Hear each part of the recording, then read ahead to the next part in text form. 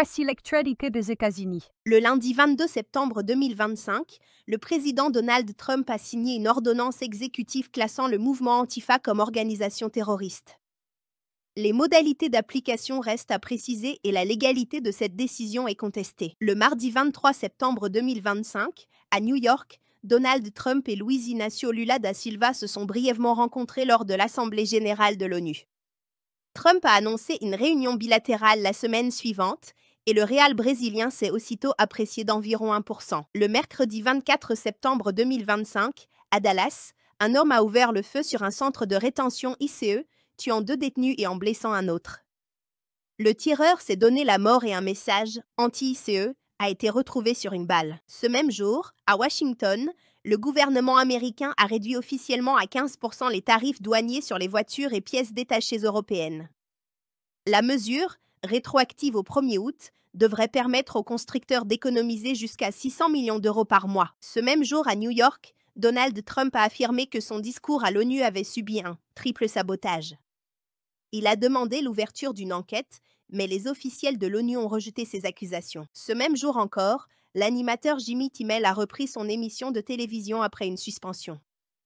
Il a défendu la satire politique comme un pilier de la liberté d'expression. Ce mercredi 24 septembre 2025, les États-Unis ont connu plusieurs annonces présidentielles et culturelles, confirmant une journée marquée par de fortes tensions politiques et médiatiques. Le samedi 27 septembre 2025, l'ouragan Humberto a atteint la catégorie 5 selon le Centre américain des ouragans.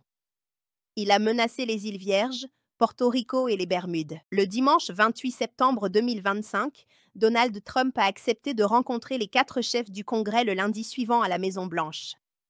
Cette réunion visait à éviter un arrêt partiel du gouvernement fédéral en raison du blocage budgétaire. Le même jour, la tempête tropicale Imelda s'est formée près des Bahamas avec des vents soutenus de 40 miles par heure. Le Centre national des ouragans a prévu un renforcement en ouragan d'ici lundi soir ou mardi. Enfin, le dimanche 28 septembre 2025, le secrétaire à la Défense Pete Hegseth a convoqué une réunion extraordinaire de centaines de généraux et amiraux à Quantico, en Virginie.